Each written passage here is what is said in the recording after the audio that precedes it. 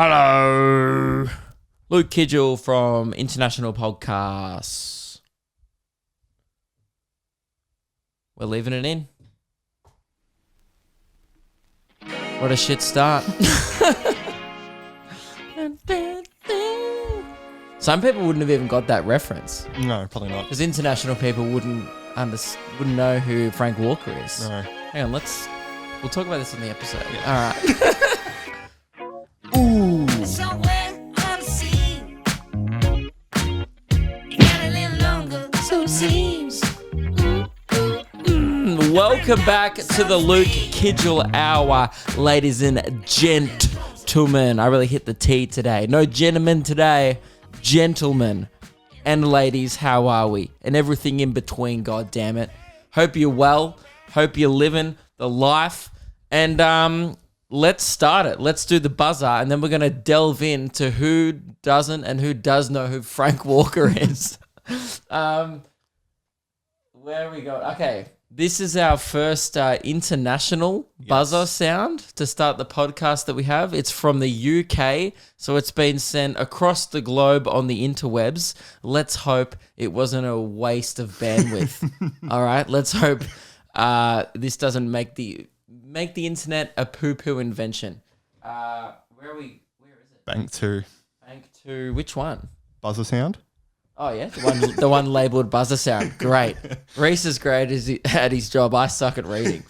Okay, here we go. Who's it sent in by? Rue. That's half a name, isn't it? That Ruth is a name. Ruby, also a name. Rue. Well, who are you? A character from the Hunger Games? All right, let's go. The Luke Kidgell Hour begins now. Did he say hour? Yeah, I'm pretty sure it did, yeah. He really stumbled over the word hour there. Let's play that again, Rue. The Luke Kidgell Hour Hour, yeah, right. begins now. It's like this. He recorded it like he was going to put an echo on it afterwards, but he just was like, fuck it, I'll just send it in. I liked it how he really nailed the Luke Kidgell. Like, the Luke Kidgell. And then he was out of breath by the end of Kidgell. He's like, the Luke Kidgell. He like breathed in as he said out. He was like, man, great stuff, Rue. Keep him coming in. Have you started the clock?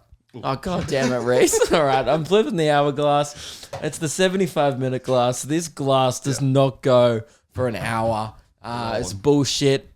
All right, the timer's going. Let's get to the bottom of what really matters. Let's do a survey during the week. Who does or doesn't know who Frank Walker is from National Tiles? Because it's only Victorian. No, it's a National Tiles. I was about to say only Victorian people would know who Frank Walker is, but Frank Walker is an Australian icon. Yes. I would love to know, no Australians spoil it in the comments, okay? I want international people in the comments of today's episode to guess what Frank Walker does. Although I've kind of said that he runs a national tile. It's just so weird. Do other countries have celebrities that aren't really celebrities? Like where they're household names. Like if you go to anyone in Australia, Frank Walker, they will go, hello. Frank Walker of National Tiles. And it's crazy. Like he gets interviewed on like our morning shows and stuff. It's a guy who just runs a tile business. That's the most Australian shit of all time. Just like, oh, this guy made a pretty good ad. You know, there's like ads in Australia that people don't even buy the products. Everyone just goes, oh yeah, great ad. You know, like there's the Blind Factory. Fucking annoying ad, that one. The Blind Factory, the Blind Factory, the blind.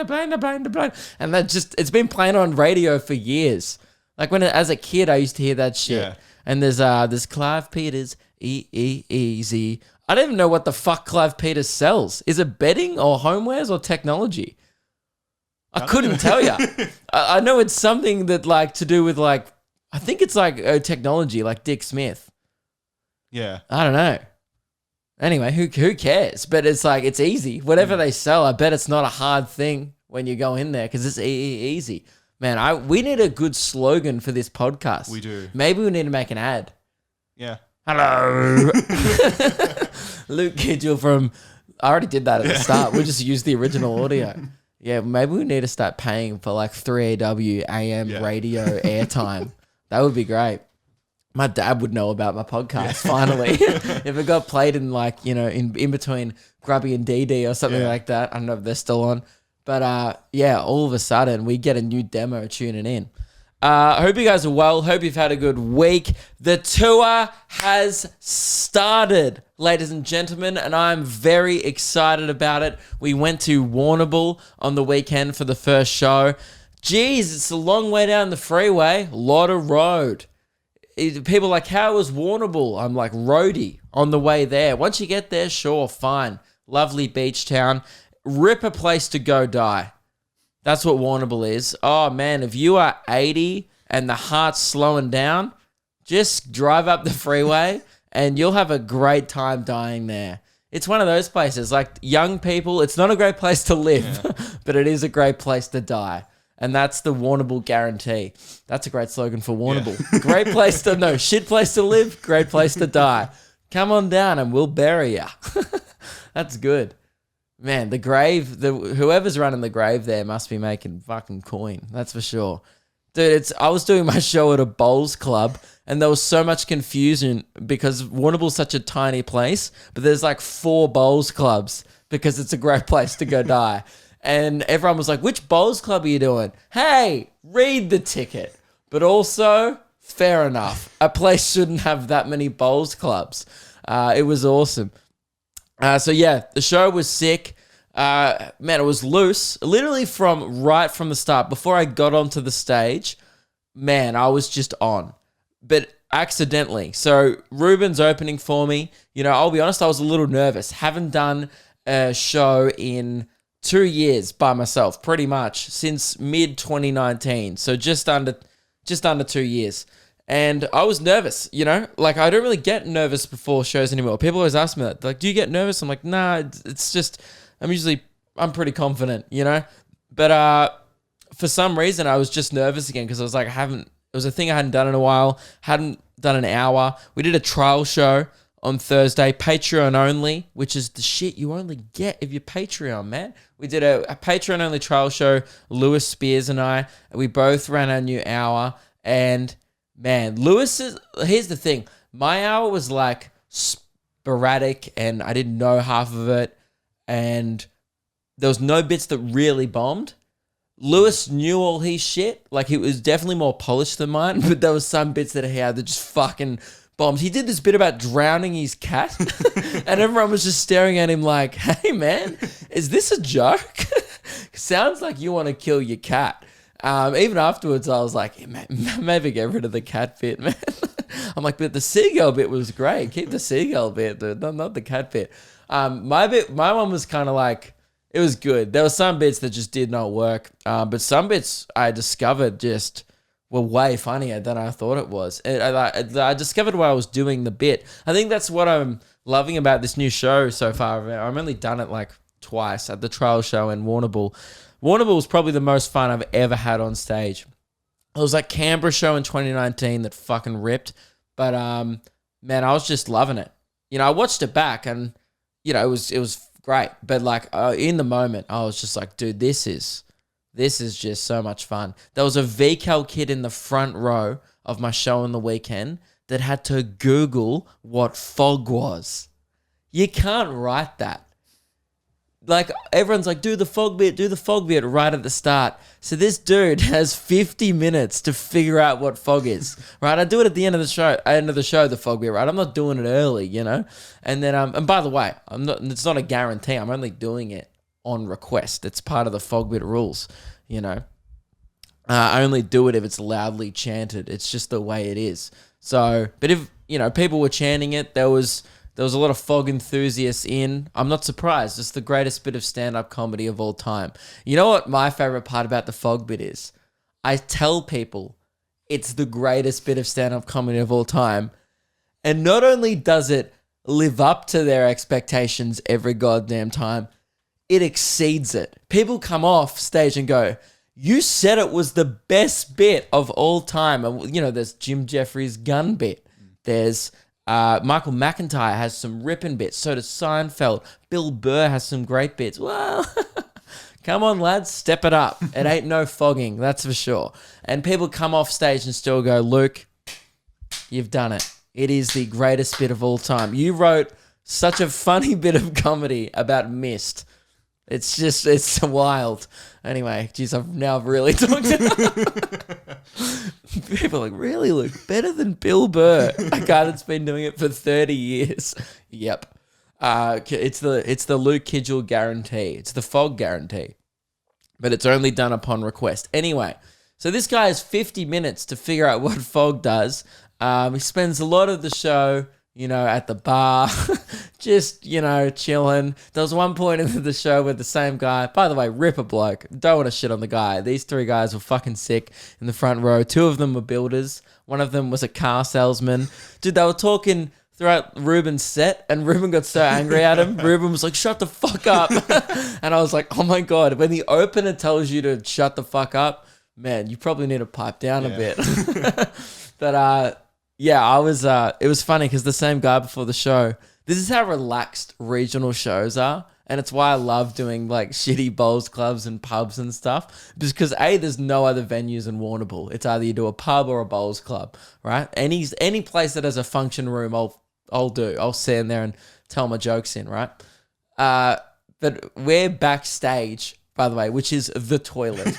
But it's a bowls club toilet, so it's more of like a change room / meeting room. Yeah, it was It's really odd. There was like a table in there. Like you ate your dinner in there. I think I finished my dinner in there because the doors opened. Yeah. It sounds gross. Like it's like, really, Reese, you ate your dinner in a toilet?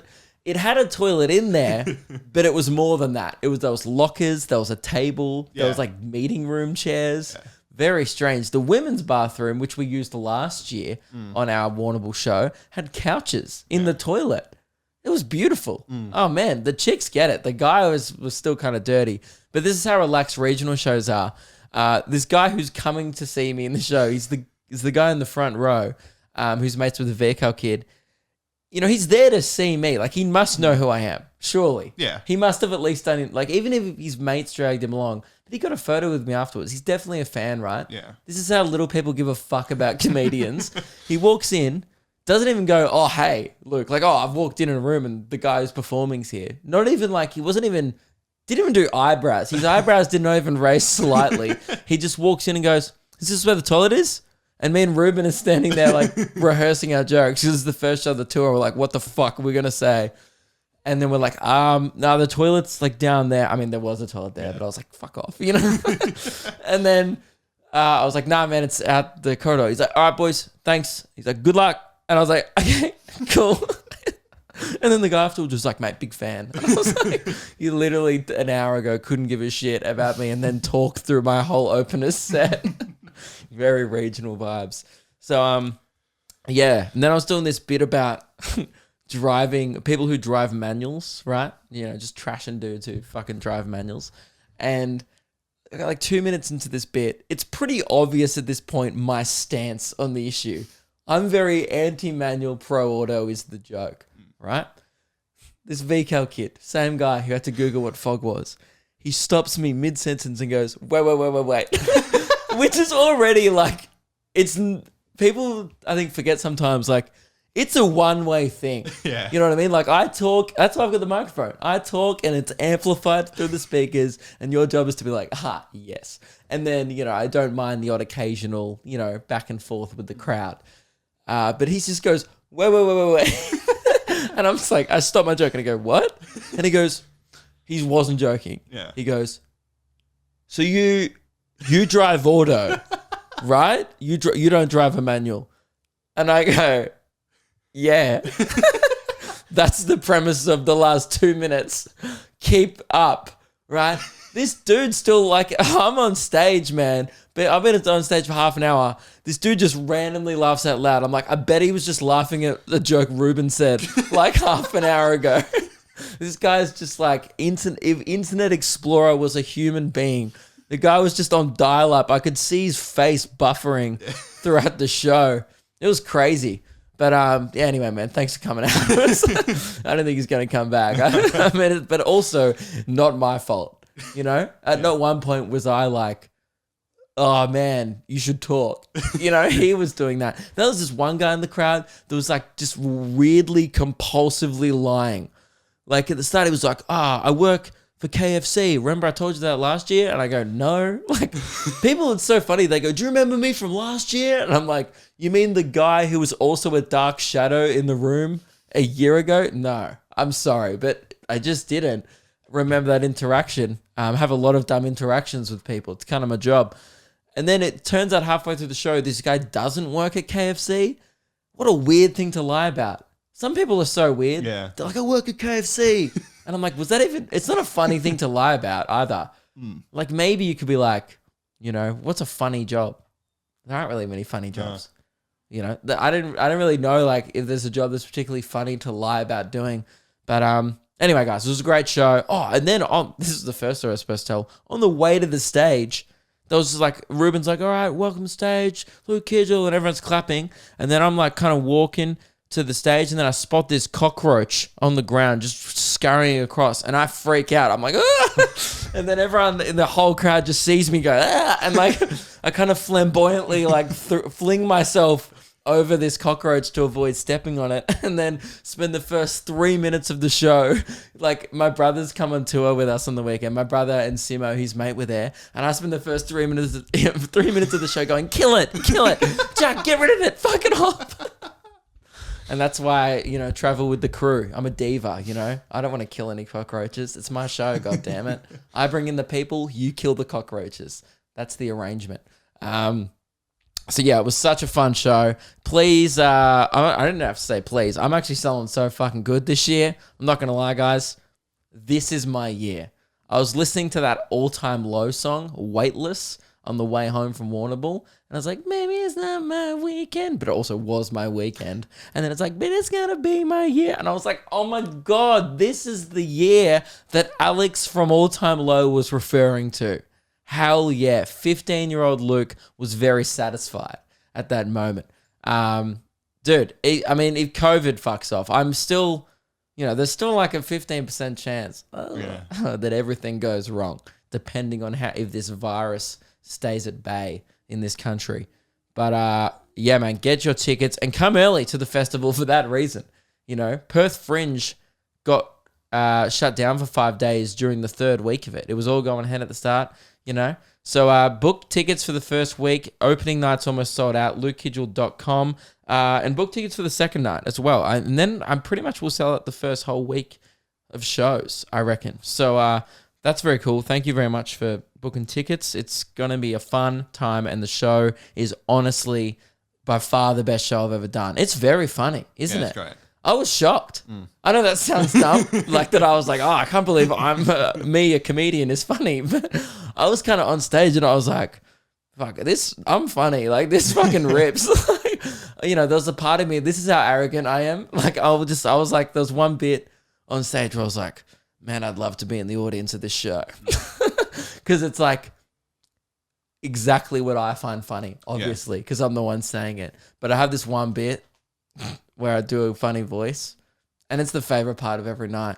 And you can tell. You'll know the bit. When I start doing it, you'll be like, this is the bit he likes doing. Anyway, it's so much fun. I think that's what this year is just all about for me, is like, I didn't really set out to write a show that's going to change the world. You know what I mean? I kind of set out to write a show that makes you forget about your shit for an hour. And I feel like it did that just fine on the weekend. Like, I'm not the type of comedian where I'm going out there to like change your mind or prove a point or even be topical.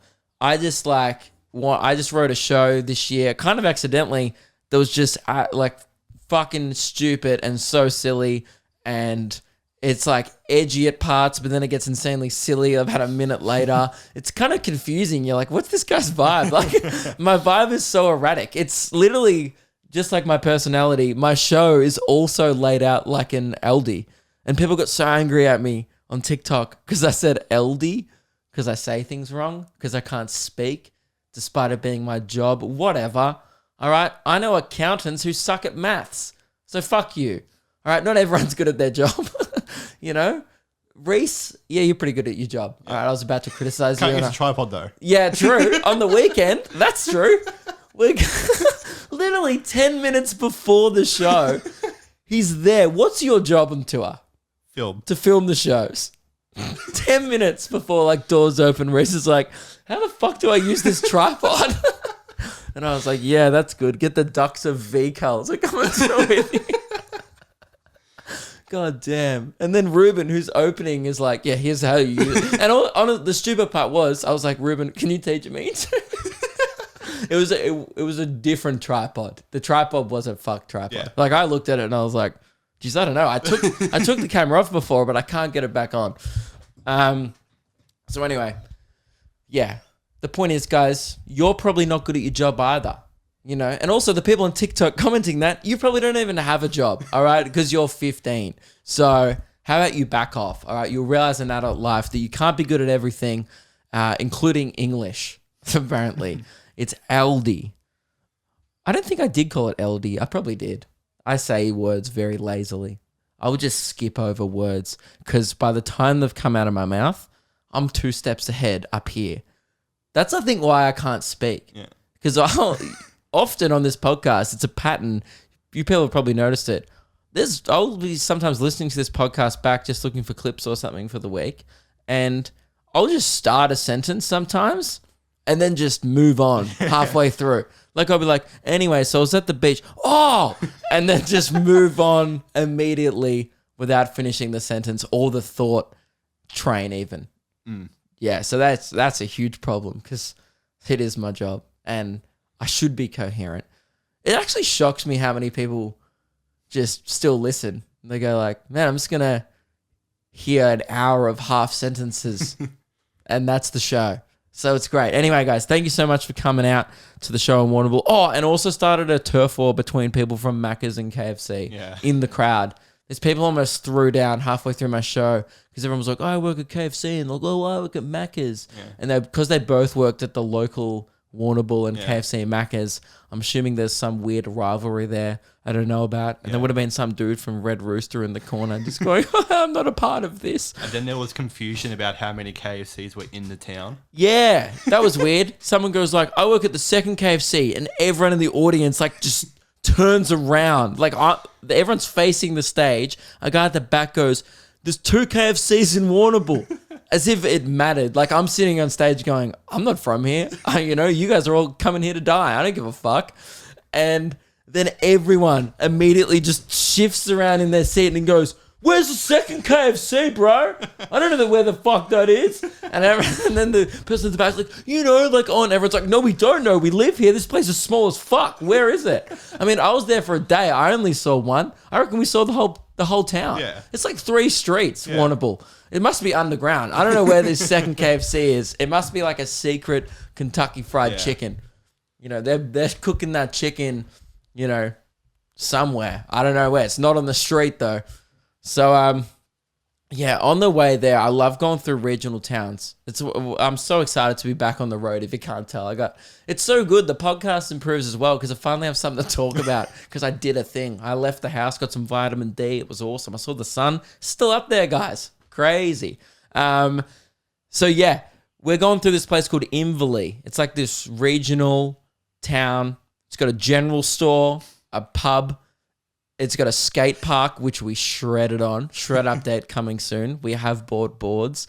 And a P stop, a post office, and that's about it. It wasn't much. And there was like a sign that said, welcome to Inverleigh. That was cute. There was a bridge. Yeah, it was a bridge. There was a road. And it was such a regional pub that we went into the pub, it's packed. Because we're going through all these regional towns, and damn, the ratio of pubs to other buildings in these towns is like 3 to 1. Like there'll be like 4 pubs on one street and then like 1 bakery. Yeah. It's like the demand for alcohol over bread is way too high. It's crazy how these places make money. I don't know how they're still alive, but good on them. But yeah, the footy clubs like training outside the pub. They were. They were going in. They were doing laps. Sculling beers and then running out of the pub. I think they were doing some kind of fun race. It was like, I think it was one of those like things where you scull a beer and then they all put a log over their shoulder and they were working in teams and they'd run around the park, run back into the pub. Yeah. And then some of them got on a bike. Yeah. And I was like, this is the weirdest triathlon. It's like the three sports of drinking, carrying logs and cycling. But it was good fun. Didn't your dad win a beer mile once or something? Some drinking competition? He won a stub taffelon. What's a stub taffelon? It was like a drinking competition where they would go to different pubs. And at the pub, you'd have to drink a certain amount, then you'd go on to the next pub. And do you run between them? No, it was just like a bus. And while you're on the bus in between a pub, you would have to have a drink. So your dad's just like a heavyweight champ of He was, Carlton Draft. Yeah, in 86. What do you mean he was? Like every Friday, I'm like, well, what are you doing tonight? And you're like, I'll probably just have beers with me dad. Like, what's changed? Yeah, true, yeah. Your dad seems like such a fucking legend. Like he seems like the most Australian legend of all time. And I love that he must be so proud that obviously he's older now, he's a dad and stuff, but he has this thing that he gets to hold on to, like 1986 winner of the Stub Taflon. Yeah, Oakley Stub Taffelon. Oakley, like a local drinking competition is his biggest achievement. And I'm so jealous. Like no matter how far my career goes, there will always be this little hole inside of me that was never filled by winning a local drinking competition. Because I just can't scull, guys. Yeah. I'm a binge, like I binge. Sure, I love a drink and I love getting smashed. I actually don't really get so smashed anymore that I really haven't been hungover in ages. I kind of just drink to where I'm like, you're the same. You're just like, all right, I know my limits. I'm good. And then you just stop. And Reese doesn't change at all when he's drinking. He's just like, actually the same. I can't even think of any way you're different. You kind of smirk slightly more. like instead of like being like this, you'll be like, but that's about it. Maybe a bit more talkative, maybe? Yeah, in groups of scenarios. You're so quiet. Yeah. Because you talk on this podcast, but like on the weekend, we're all just like hanging out in the hotel room. Ruben and I are kind of working on bits. And Reese is just sitting there for like an hour. Doesn't say anything. And I was like, I just had nothing to add to the conversation. yeah, but not many people have the self-control. Like, I certainly don't. Yeah. Like, I'll be like, I have nothing to add here. I don't care. Yeah. And just talk and ruin the conversation. I'm the opposite. I talk too much. Yeah, that's a problem that I'm trying to work on. But it's also my job, But sometimes I get sick of talking. Like after I do 6 podcasts in a week, I'm like, I'm finished. I feel like I've clocked talking for the week. I've done it. Anyway, so we're in this town in Inverleigh. God, I get distracted. And we go to this general store because we walk into the pub and we immediately decide we don't want to eat here. It's a nice pub, but they were only doing like dinner meals. We weren't that hungry. Plus, we knew we were going to probably have a pub meal before the show at the Bowls Club. So we were like, let's just like have something light for lunch. So we went to the general store. And it was the most stereotypical country town thing I've ever seen. There's like 4 or 5 12-year-old boys just hanging outside this general store, literally like it was a scene from Chris Lilly's Angry Boys, but they were like 12 years younger. Yeah. They were kind of just like, like the bit on Angry Boys? I don't know if you guys have seen it, but there's a show where they're from this like shithole regional town in Australia and they just do manies. Yeah. And they go like, we just kind of like walk up and down the street and like check out what's going on. Because it's like, there's nothing else to do in Australian regional towns. These kids were clearly they were like, what do you want to do today? They were like, let's just hang outside the general store and heckle tourists as they come in. And damn, they did it. There's 2 doors of the general store, right? And one of them is closed and kind of boarded up. I didn't really look, and I walk over to the door that's closed, that's boarded up. Dude, I got fucking flamed by this 12-year-old kid. He's like, oh, the door's closed, bro. The door's closed. Yeah, then he says the most condescending shit. By the way, this kid's like the size of a fucking watermelon. Like he's puntable. He's tiny. Like I'm like, can 12-year-olds even get that small? He might have been 10, but he had the attitude of a 12-year-old. Yeah. He like had a fucking snapback on and like on a Razor scooter. He had like a backpack on that was probably stolen. And then he just says the most condescending shit to me. He goes, bro, you want to teach? That's so bad. He goes, do you want me to teach you how to open a door? And now, guys, if you don't know, I'm hilarious and also used to dealing with heckles from 12-year-olds. So I turn around and I can switch it on like that, Yeah. man. I'm happy to just, you guys know me. I love ruining kids' days. You know, I have a whole bit on my show this year about it. It's great. So I turn around and I flip it on him and I realize like he's not funny enough to hold this up. Like, he doesn't know, like, that's all he has. I know he's ripped through his 3 things that he had planned, which was, do you want me to teach you how to open a door was his best call. Yeah. And I go, dude, that would be actually so nice of you. Could you please? And then I fucking alphaed the kid because then I got the kid to open the door for me into the general store. And as the kid opened the door, he kind of realized like, oh, wait, I'm opening a door for this guy. Yeah. The kid at the start is thinking he's mocking me. He goes, all right, so it says pull. So here's what you want to do. You pull the door. And I was like, so don't push? And he's like, no, don't push. I was like, okay. And then Ruben is also behind me going like, hang on, can we try that again? I don't think I've grasped it. And we're having this stupid interaction with these kids. And then it gets to the end and the kids are like, then like, teach us how to open it. And by the end, we've won the kids over. You know what I mean? The kids are originally mocking us. By the end, these kids are like, fuck, they've defeated us. Yeah. And we will, I guess, regroup. And then when the next old couple on their way to Warrnambool who are going to die come in, we'll heckle those That must people. be their go-to bit, the door thing. The door thing must have been that bit because it was confusing of which door you go into. And almost when I went up and pulled the clearly locked door, they were all watching me and went, dude, it's going to pull. Ah, he pulled the closed door. And I was like, geez, not much happens here. No. And you know why? Because these kids are only like, they're still 3 years away from getting let into the pub, you know, when they're 15. So all the footy club guys are down fucking carrying logs and sculling beers. But these kids are just like, man, we're 3 years off that. What are we going to do in the meantime? So yeah, I love going to regional towns. We got Ballarat and Shepparton this weekend. They are sold out. But yeah, if you're from those Ballarat and Shepparton, sorry we couldn't add another show there. It was kind of a little bit too late once we sold out and stuff. So I'd love it if you came to Melbourne, but otherwise hopefully I'll be back next year.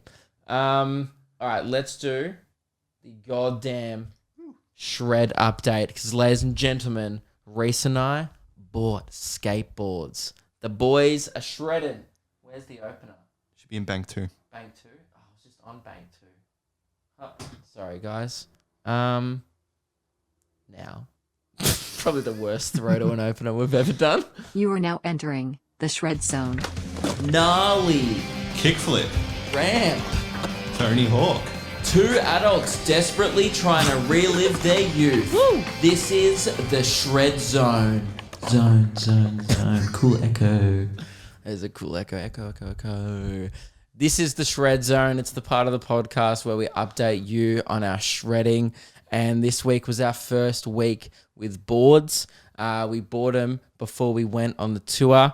And it was pretty cool. Reese ordered the Bam Margera deck. Yes. Which he desperately wanted. Pink Bam Margera. Yeah. Paid an obscenely high price for, let's be honest, a board that probably wasn't worth that much. But he bought it from a local skate shop. Initially, I was thinking, Reese, this is a bad call. And then we walk into this skate shop, right? It's called Locality in Greensborough. I'm only going to give him a shout out because the guy was such a fucking legend. Yeah. Right?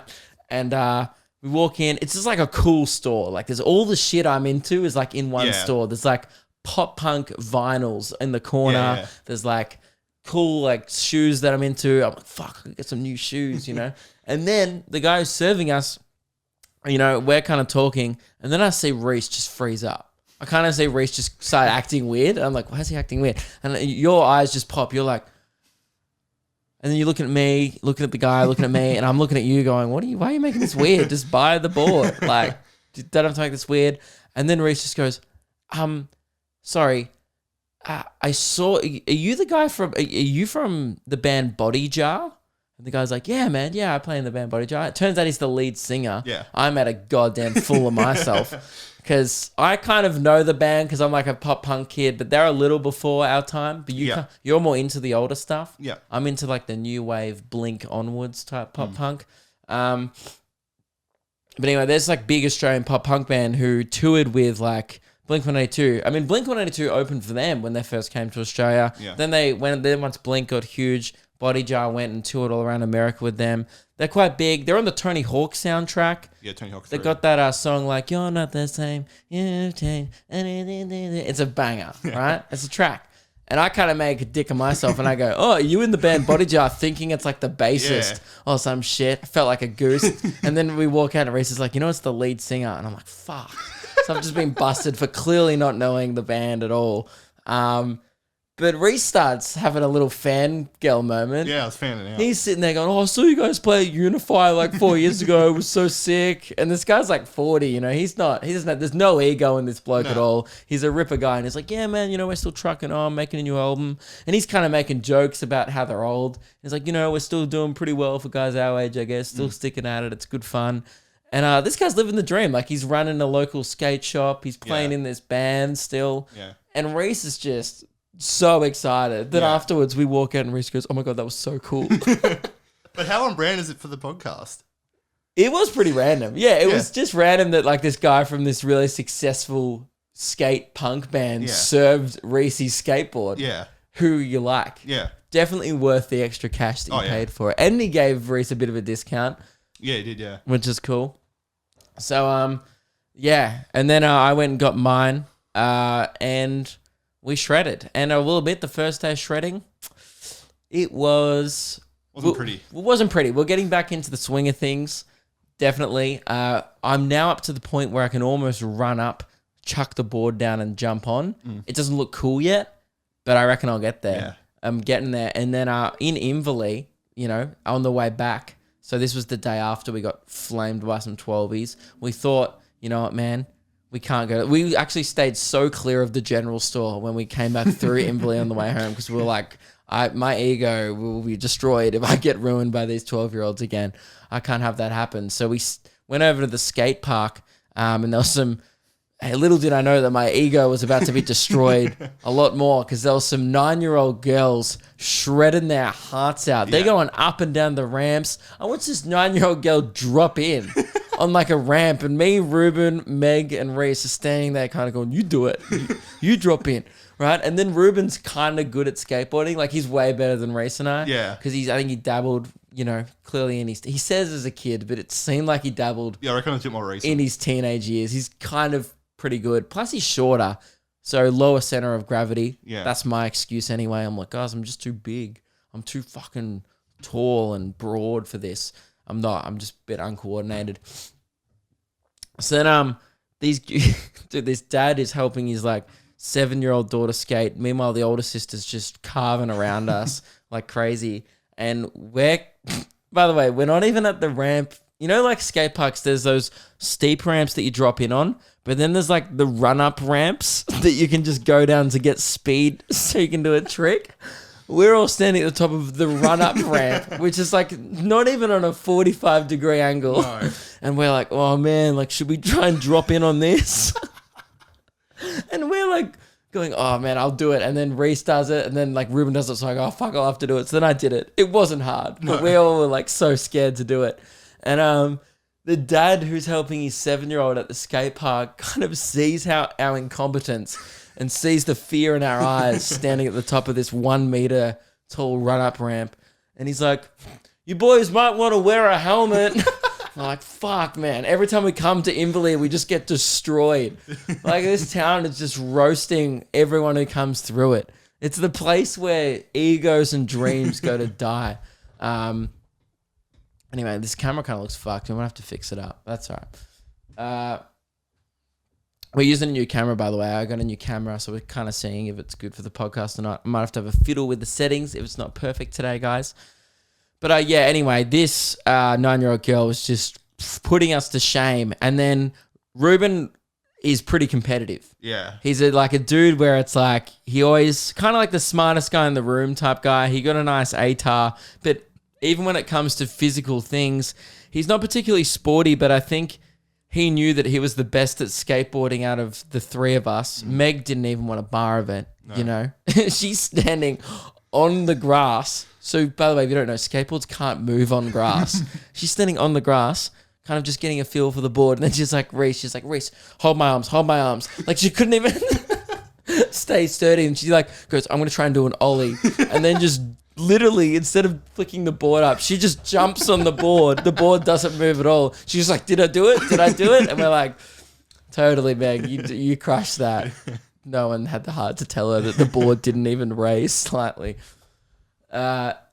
Anyway, yeah, so then Ruben tries to start dropping in on the actual ramps, and he's standing at the top, and he's doing that thing where the board's hanging over. Yeah. He's like, he gets to the top, he's like, oh, it's a lot scarier than I thought it was going to be. Yeah. And then he's like to the 9-year-old girl, he's like, do you have any tips? And she's like, just do it, man. Like, and then Ruben like tries to do it, and then he fucks his arm. Yeah. And then like it's kind of embarrassing, and he had a date that night as well. So he's like twisted his arm, and he's an adult. He's got things to do. He probably had to rock up to his date in a sling, being like, sorry, babe, I was carving it up today in Inverleigh, getting roasted by dads for not wearing a helmet. So yeah, that was how the shredding went. We bombed this huge hill, as you saw on my Instagram story. I reckon it was almost 15 meters of a hill. Yeah, that was good. Yeah. I was like bombing hills. It was like a car park. It was literally like a car park next to a beach. And we're like, come on, you do it. So anyway, shredding's going well. And then I shredded to and from my car at work yesterday. Yeah. I felt like such a hero. I was just like, had my backpack on. I was like, I'm just getting from A to B, which was the plan. And I ended up going with a normal skateboard to get good. I think I do still want a cruiser though. Just shredding to and from work on that skateboard. There's so much pushing. Like I want to just roll, you know? My dream, I think the end goal for me is I want to be like one of those dudes with the remote control skateboards and they just hold the little thing in their hand and they just zoom past you in the city. I just don't have the confidence yet or the ability to balance that much. You want to be confident before you chuck electric wheels on you. Yeah, because when we went to get your board, it was quite the selection process. Oh yeah, it was so indecisive. Like my mate works at Surf Dive Ski and then he's just like, I don't know, man. I couldn't make a decision. And Reese is kind of sitting there like, oh, I got shit to do. Can we hurry up?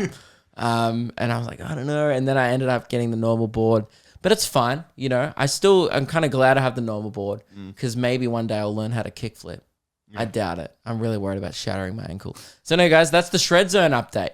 And also Patreon, guys. Thank you all to the people on Patreon who check out the Luke and Meg podcast. So we had our Patreon meetup. Later on, Luca's girlfriend, Georgia, came. I don't know how we got onto the topic, but I started talking about how I've got just a fucked dog. Like he's the stupidest dog. And she goes, can I one-up it? And I was like, can you? And she's like, yep, almost killed my cat. Okay, might I add, this story is only funny because the cat survived. So I need to put it out there. The cat is still alive. Anyway, she was in a rush. She's frantic. The cat threw up on her work shirt or something. Okay. And so she's like, I need to put it in the wash. And so she like picks up all of her washing and throws it in the washing machine, closes the door, puts it on the spin cycle and just walks away. But her mum like calls her going, do you know where the cat is? And she's like, what do you mean? And then she heard, and then her mum heard screaming coming from the laundry from the cat. Like apparently this cat was fucking howling, like screaming. It was in the wash for 20 minutes and going through the full spin cycle. So we uploaded a new Luke and Meg last week. The episode is called Under My Cumbrella So we're talking about cumbrellas. No, we found out that eyelashes, like fake eyelashes, were originally designed by prostitutes in the 1800s because they were sick of getting cum in their eyes. That's actually the real origin story of how fake eyelashes came to be. Obviously, they're a little more stylish now, but they kind of made these little pocket things that would collect the cum from, because obviously they're in there doing great work. And, genius by those ladies. So I think, that's what Meg told me, by the way. I have no idea how true it is. She probably saw it on TikTok, so it's almost definitely not true. But yeah, they're called cumbrellas. So we talked a lot about cumbrellas. Obviously, there were some Rihanna jokes made for sure. just because she does have a song that directly rhymes with Cumbrella. So yeah, go check that out. It's a lot of fun, and it helps support what Reese does and getting all the videos turned around and all the stuff that we do. So thank you all to the people who have signed up, and we'd love to have you on there. The Discord is a sick time. I'm in there every day, chatting to people, getting ideas, and just talking shit pretty much. A lot of roasting happens, but all in good jest. It won't be directed at you. Don't worry. If you join, you won't be roasted. It's mainly me that gets lit up. I felt like every time I go into the Discord, I feel like I'm walking into a fucking general store in Inverleigh. I'm just like, I'm about to get lit up. Guys, I got new glasses. Oh my God. Check this shit out. For audio listeners, business casual for sure. You know how, God, it's one of those things when you get new glasses, it's like kind of when you get a haircut and no one notices. And you're like, oh, I was excited about my new haircut and no one said anything. Yeah, I didn't notice. Yeah, fuck you. Yeah. I go to Reese the other week. I'm like, huh? And I'm literally pointing to them. I'm like, huh? What do you reckon? Huh? And I'm like pointing up to my face. He's like, what? And I'm like, And he goes, I didn't know that. And not even cluing in on like, I'm pointing to my glasses and you're still like, I'm like, and I go, I got new glasses. And you go, really? I go, yeah, they're clear. Like I used to have like Clark Kent black ones, and now I have like grey clearer ones. Yeah. And you don't. I didn't notice, no. Did you notice now that I do they're notice different? now, yeah. Yeah. Do you reckon they're good? Yeah. Yeah, I pay him to say that. I was like, we worded him up for the show. I was like, don't trash him on the show. And then like Meg comes out. Meg also got new glasses, and she's like, what do you think of mine? What do you think of mine? And Reese is just sitting there going, this is weird. Is this a cult? Why do you guys want compliments so much? But yeah, guys, I got new glasses, and no one noticed yesterday at work at Luke and Lewis. I like walk up to Keelan and I go, what do you reckon? He's like, of what? And the same thing happened. I go, new glasses. And then the only Lewis goes, oh, they look better than the old ones. And I go, well, that's not really that nice. It's not even saying they look good. It's like, it's more just saying, well, your old ones look shit. So I guess it's an improvement. So anyway, guys, I got new glasses. I'm stoked about it, but no one else is. Nothing keeps your ego in check more than being excited about a new thing. And everyone goes, oh, I didn't notice. Cool, man. So anyway, guys, I got new glasses. Compliment me below. I'm fishing for compliments. Sorry, guys. For audio listeners, I'm just smiling and posing with my glasses on. Just give me a second.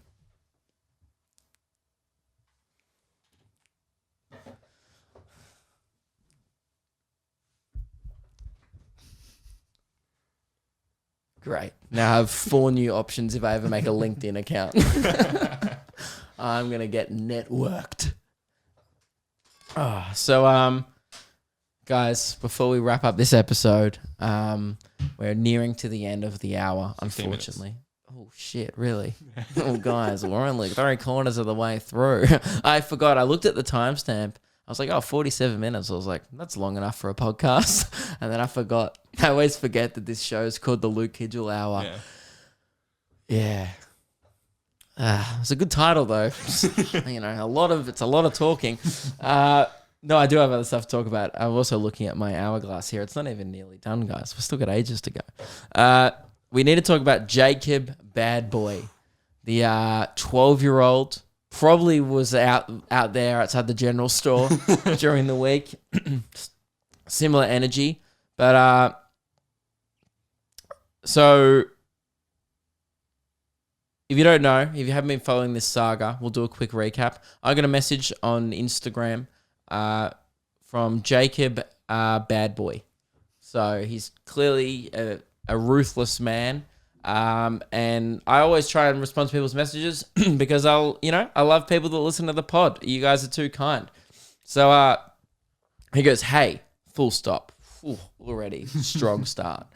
Man, can I be in the pod? It would be my full stop. Whoa. He's left us hanging. Yeah. At this point, I just don't think this guy knows what a full stop is or how it's supposed to be used. But either way, I'm on the edge of my seat. I'm listening to this going, what the fuck? He goes, it would be my... So I stopped to take a breath because that's what you're supposed to do on this full stop. So I go, hey, man, can I be in the pod? It would be my... And then he goes, 12-year-old dream, hope you... see... this, Jacob. So I'm taking so many breaths because he's clearly wanted me to. Yeah. Because he's put a lot of full stops in. It would be my 12-year-old dream, hope you see this. Crazy. So then we discussed last week and we put it to a vote on the story, right? We Yeah. put it to a vote. I said, guys, it's not up to me. This podcast is a community and I can't make all the decisions around here. Mainly because I don't like making big calls. Yeah.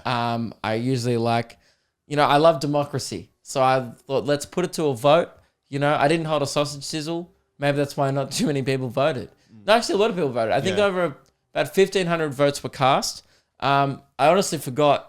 I completely forget what the poll was in the end. But I could go check.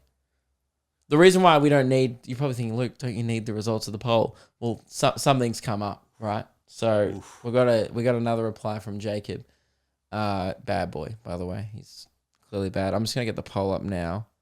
But when you were making the poll, you were sort of leading for people to vote no.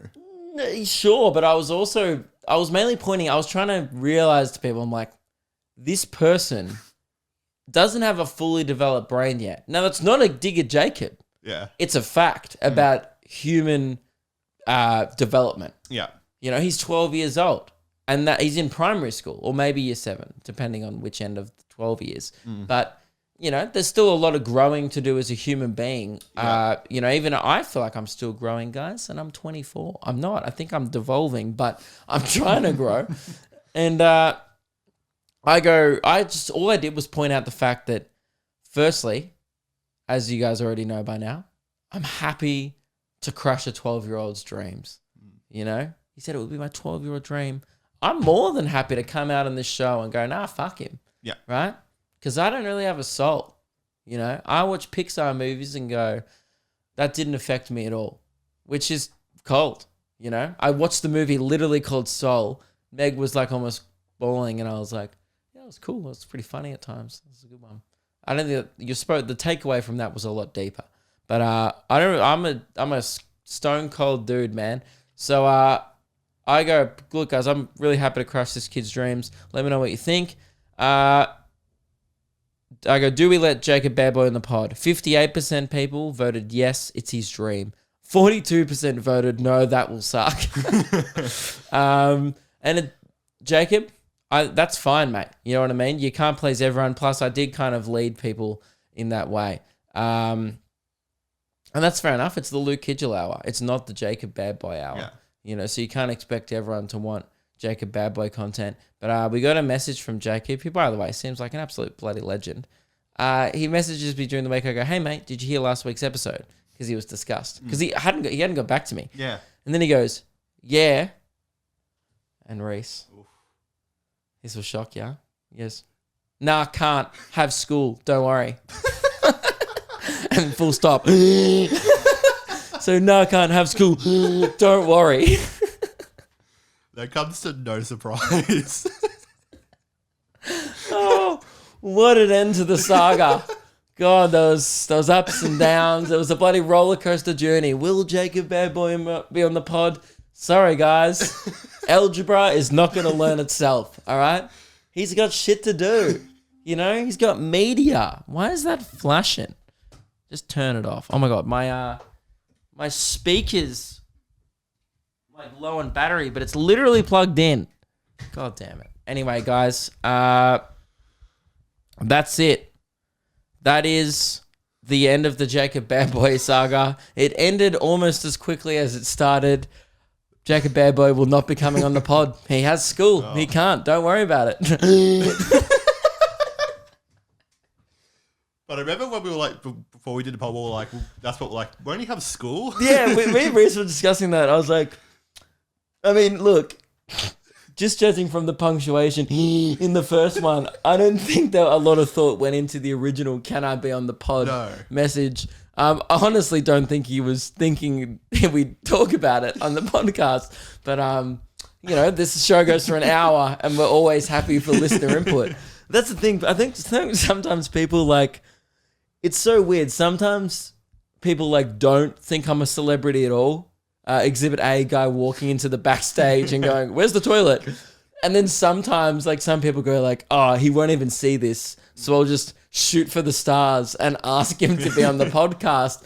But it's like, no, mate, you can pretty much just walk backstage. I'll be like, "What up?" And also, please don't. By the way, that's fucking annoying. But also, yeah, you could pretty much just ask to be on the podcast, and if I think it'd be worth it, Yeah. then sure. I mean, it has to be good, Yeah. you know. And I thought it would be good because I'd be making his dreams come true. Yeah, but then there's also what do we talk about? I don't even know what I would have talked about with him. What are 12-year-olds like? Yeah. Tarzos? That's what we liked when we were 12. Mine like skateboarding. Yeah, skateboarding, true. We pretty much have all the similar interests to probably Jacob Bad Boy. Yeah, what are 12-year-olds into these days? I mean, Tarzos, if you don't know, they were like little things that came in chip packets when we were kids. You know, it's kind of like a Happy Meal, but with Smiths chips. But they don't really do that shit anymore. Man, it's so fucked up. You know what, guys? I'm sorry to trash a big. I mean, I'm not sorry, really, guys. I don't like Maccas. I've realized I actively avoided having Maccas 3 times in the last week. It was suggested to me, and every single time I went out of my way to avoid it. Do you like it? Only if I've been on the beers. Yeah, same. Yeah. But there still has to be nothing else open. I will still prefer a dirty kebab over Macca's at the end of a night any day. Like I'll get like a Fitzroy or some kind of grease covered lamb, you know, then because that's probably still better for you than a Big Mac. Yeah. Because at least there's fucking real lettuce and tomato in there. But I only bring this up because I was like to Meg, I was like, man, what is the appeal of Macca's? I don't understand. Like, it's with kids. Kids always go, Mom, Dad, I want to go to Macca's. Like, no kids ever go, Mom, Dad, let's cop some Dirty Bird on the way home. Let's fucking get some KFC. No one ever does that. You know, and they're like, I'm hungry for a bit of Jack's. You know, let's get our Red Rooster on. Every single kid under 10 is like, I want Macca's. And I want to know, because they don't know life yet, and that's what they know. They go like, I know the Big M, and I know I like it. And then I was like to Meg, I was like, why do they like it so much? And she's like, because Happy Meals. Yeah, I was going to say Happy Meals. I was like, what do you mean though? Like, they're shit. And she goes, yeah, but like, they have a toy. And I was like, is that it? Is that the whole sell? It's like they get a plastic 2-cent toy that they play with for 3 seconds. And that's how Macca's has just like got a monopoly on every single human being under 10, you know, and mummy and daddy's credit card. Why don't KFC do little mini kernels, you know? Like what would be called? A Happy Meal. It'd be called like a, you know, this will make you happy and then in 20 minutes you'll feel like shit meal. That'd be great. I don't know why they don't do their version of...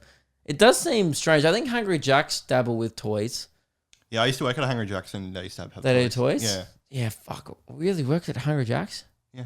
What, is that the only job you ever had as a teenager? I did like trade. You did a trade? Yeah. What trade did you do?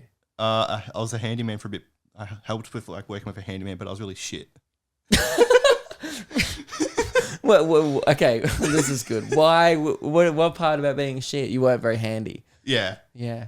You also were a robot. You weren't a man. So, I just wasn't good at working with tools and stuff like that. Yeah, like you were the guy going to Bunnings looking for a left-handed screwdriver, a bit of that. Yeah. Like, and when I was on building sites, I was just the guy to go get, they would just make me like the tool lucky, so I would just go get tools. By the way, guys, how many minutes to go? Is it worth? The camera's just died. 5.5. Do we just do we'll put the camera back on. We'll pause. The camera battery died. Sorry, the camera battery died there. So you were saying you were bad at your job? I was when I was a handyman. Yeah, right now though. Now you excel. Yeah. Now you learn how a tripod works on the weekend. So it's all up from here. Unlike the job sites, they would make me the guy just to go get the tools because I was never good with the tools. Yeah, right. You were like the go for a servo run type guy. Man, I can't imagine you being on a work site. Yeah, I was. At all. I did a bit of I always say the only job I ever had was the golf club, but I think I may have talked about this. I did a bit of furniture removal, like with a guy from the Aths Club, and $15 an hour, cash in hand.